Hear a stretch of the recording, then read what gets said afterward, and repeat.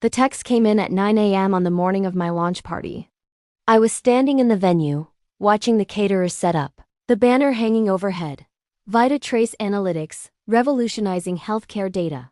3 years of 16-hour days, maxed out credit cards, and ramen dinners. Tonight was supposed to matter. Mom, can't make your little startup party tonight. Your sister's pottery class showcase is at 7. She's unveiling her vase collection. This means everything to her. You understand. I stared at the message. Read it twice. 3 times. Me. I sent the invite 3 months ago. Mom. I know, sweetie. But Claire only found out about the showcase last week. Family supports family. We'll celebrate your thing another time. My thing. My company. The thing that had venture capitalists calling me.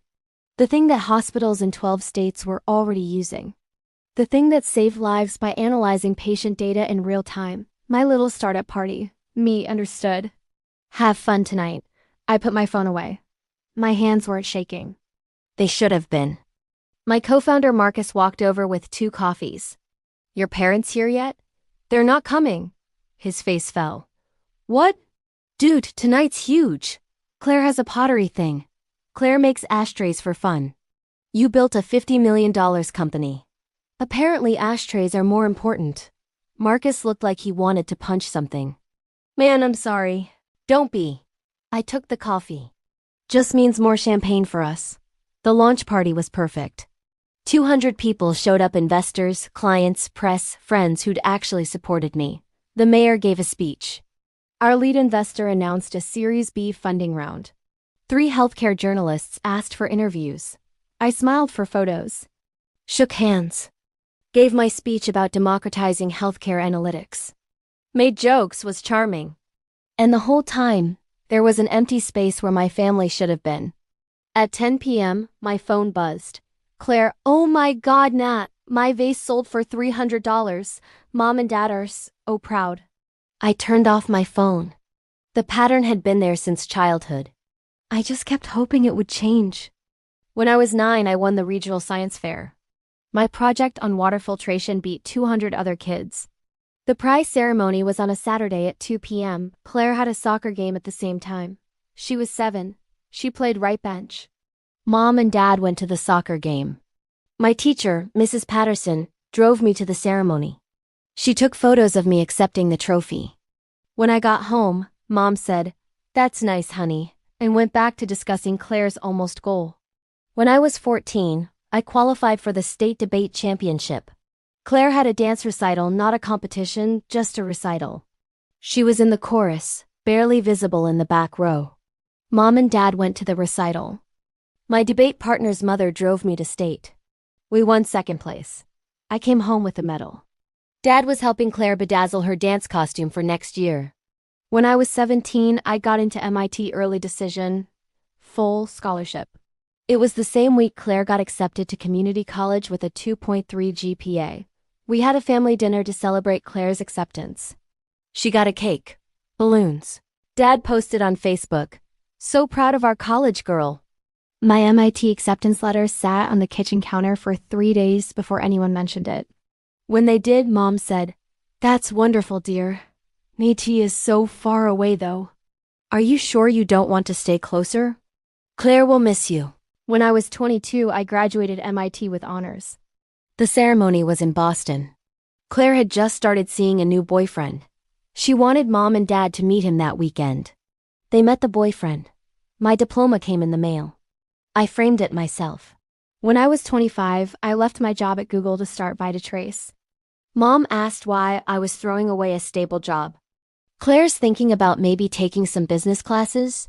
Maybe you could get her a job at Google instead?" Claire never took the business classes. 12 minutes on national television. Footage of our office. Testimonials from a mother whose daughter's life we'd saved. My story, told honestly, including the part where I'd built VitaTrace alone without family support. The interviewer had asked directly, "Your parents didn't support this venture?" "They supported my sister's pottery hobby instead. They must regret that now." "I don't know. We haven't spoken in 2 months. Do you regret the distance?" I'd thought about that carefully. I regret that I spent 28 years hoping they'd see me. I don't regret finally stopping. The calls started again after the 60 minutes piece. Different this time. Desperate. Aunt Linda. Natalie. Your mother is devastated. She's seeing a therapist. She didn't understand how serious this was. Please call her. Dad's work email. Since I'd blocked his number. Natalie Christine Morrison. This has gone too far. We're your parents. We deserve a conversation. We made mistakes, but so have you. This public humiliation needs to stop. Claire's email. Everyone thinks I'm a bitch now. Thanks a lot. My boyfriend's parents saw the interview and asked why I didn't support you. How was I supposed to know you were building something important? You never told me it was a big deal. I never told her. I told her 8 times. Sent updates. Invited her to pitch meetings. Asked if she wanted to tour the office. She'd been busy. Always busy. Marcus found me crying in the bathroom after reading Claire's email. He didn't say anything. Just sat on the floor next to me until I stopped. They think I'm punishing them, I finally said. Are you? I'm protecting myself. Then you're doing the right thing. It doesn't feel right. It feels lonely. That's different than wrong. He was right. It was lonely. But it was also the first time in my life I didn't feel invisible. 3 months after the Forbes article, Vitatrace closed our Series B $200 million valuation. The press release went out on a Tuesday morning. By Tuesday afternoon, a flower delivery arrived at my office. 3 dozen roses. The card read, "Congratulations, sweetheart. We always knew you'd do great things. Love, Mom and Dad." I threw them away. That evening, I got an email from an address I didn't recognize. The subject line, from Mrs. Patterson. Dear Natalie, I saw your recent success in the news. I'm not surprised. I always knew you were destined for remarkable things.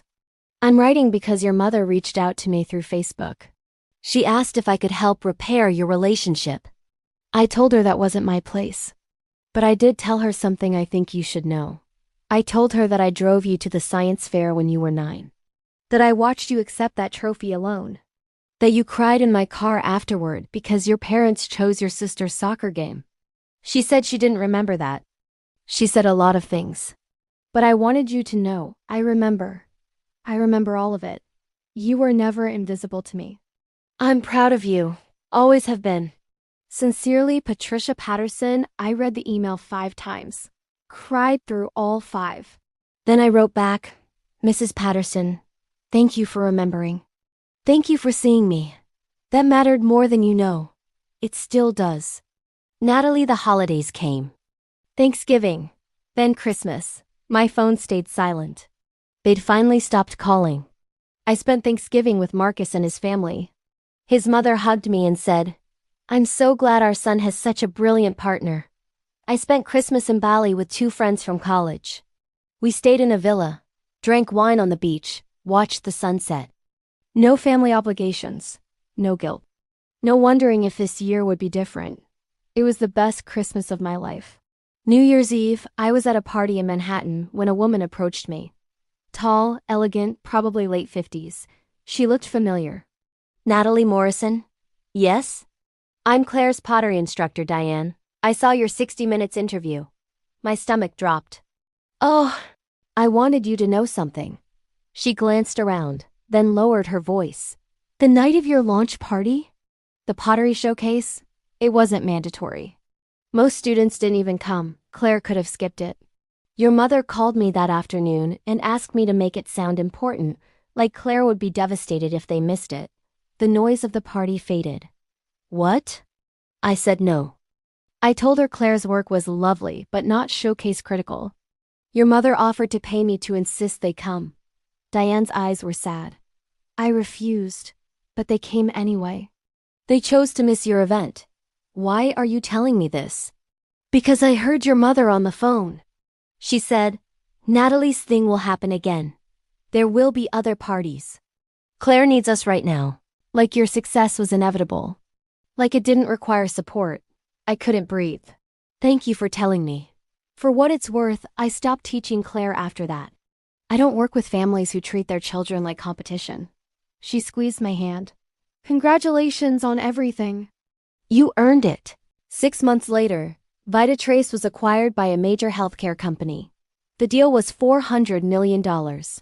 My share, $180 million. The press conference was massive. Bloomberg, CNBC, The Wall Street Journal. I wore my best suit, smiled for cameras. Shook hands with the acquiring company's CEO. My phone buzzed during the press conference. A number I didn't recognize. The voicemail was from Mom. Natalie, please. It's been a year. This has to stop. We're your family. We love you. We made mistakes. But everyone makes mistakes. We're sorry. Please come home. Your father's health isn't good. Claire's getting married. Don't you want to be part of these moments? Don't let money and pride destroy our family. Call me, please. I saved the voicemail. Not to respond to. Just as a reminder that they were sorry now. Sorry after Forbes. Sorry after 60 Minutes. Sorry after $400 million. Not sorry after the science fair. Not sorry after MIT. Not sorry after the launch party they chose to miss. Sorry after the world told them I mattered. I deleted the voicemail. Now, 18 months after that text about my little startup party, I'm sitting in my new house in Northern California. Floor-to-ceiling windows overlook the valley. My home office has that MIT diploma on the wall. Next to it, my 4th grade science fair trophy that Mrs. Patterson saved for me and mailed last month. My phone buzzes. A text from Marcus. Board meeting tomorrow at 10. Don't be late, Madam CEO. I smile. Reply. Wouldn't miss it. No texts from Mom, no calls from Dad, no wedding invitation from Claire. Just silence. The kind of silence that used to feel like abandonment but now feels like freedom. People ask if I miss them. If the money was worth losing my family, I tell them the truth. I didn't lose my family. They lost me. There's a difference. They chose pottery over my launch party. One chose myself over a lifetime of being second. They gave me invisibility wrapped in obligation. I gave myself permission to be seen by people who actually wanted to look. If you've ever been told your dreams aren't as important as someone else's hobbies, remember this. The people who can't celebrate you at your beginning don't deserve to celebrate you at your ending. Share your story in the comments and hit subscribe for the next one. I built Vitatrace in my 1-bedroom apartment. Slept 4 hours a night. Lived on coffee and protein bars. Marcus and I coded until our eyes bled. We pitched to 50 investors before one said yes. That first investor, a woman named Sharon, asked about my family during our coffee meeting. Are they supportive? They're proud, Ed. Lied. Sharon had looked at me with knowing eyes. Good, you'll need that. I hadn't needed it. I'd done it anyway. The Forbes article published 7 days after my launch party. I woke up to Marcus calling at 6 a.m. Check your email. Check Forbes. Check everything. The headline. 30 under 30. Healthcare disruptors. Meet Natalie Morrison, 28, whose algorithm is saving lives. The article was 3 pages long. Photos of me in the office. Quotes from hospital administrators about how Vitatrace had reduced patient mortality rates by 23%. A sidebar about our $50 million valuation. A mention of our projected $200 million Series B. My phone started ringing at 6:15 a.m. First call. A producer from Good Morning America. Second call. The Wall Street Journal. Third call. Mom. I let it go to voicemail. Fourth call. Dad. Voicemail. Fifth call. Claire. I turned off my phone. By noon, I had 63 missed calls, 42 texts. 16 emails marked urgent family. Marcus found me in my office, staring at my silent phone. You okay? They saw the Forbes article. Ah. He sat down. What are you going to do? Nothing? Nothing? What am I supposed to do, Marcus? They couldn't come to my launch party because of a pottery class. But now that Forbes says I'm worth paying attention to, suddenly they care? Maybe they didn't realize what? That I was building something real? That I was working 90-hour weeks? That I maxed out 4 credit cards and ate ramen for 2 years? My voice was rising. They didn't realize because they never asked. They never once asked. Marcus was quiet. Then, what do you need? I need to work. We have 3 hospital pitches this week. Then let's work. The calls didn't stop. For 3 days, my phone buzzed constantly. Mom. Sweetheart. We saw the article. Why didn't you tell us how big this was? We're so proud. Call me. Dad, Natalie, call your mother. She's been crying all morning. She had no idea you were doing so well. We want to celebrate properly. Claire, oh my God, sis, you're in Forbes. Everyone at my yoga studio is talking about it. Can you get me into the next party? I want to meet some of those investors. LOL, your Aunt Linda saw the article. She wants to know why we weren't at your launch party. What should I tell her? Dad, we're planning a family dinner to celebrate. This Saturday, no excuses. We need to talk about everything. Claire, Mom's freaking out about what people think. Can you just call her? This is kind of your fault for not telling us how big your company was. My fault. I blocked their numbers. The media requests kept coming. CNN, Bloomberg, TechCrunch. I said yes to all of them. Did every interview. Smiled for every camera. Told the story of VitaTrace, how I watched my grandmother die because her patient data was inaccessible to her eye doctor. How I'd built an algorithm that connected medical records in real time. How we'd already saved an estimated 3,000 lives. Every interviewer asked about my support system. My inspiration. I talked about Mrs. Patterson, my 4th grade teacher, about Marcus, my co-founder, about Sharon, our first investor, about the nurses and doctors who'd believed in the vision. I never mentioned my family. 2 weeks after the Forbes article, a producer for 60 Minutes called. They wanted to do a feature. A reel, 1 cameras in the office, interviews with clients, the whole story. We'd also like to interview your family, the producer said. The people who supported you from the beginning. I don't think that's possible. Oh, are they camera shy? No, they weren't involved.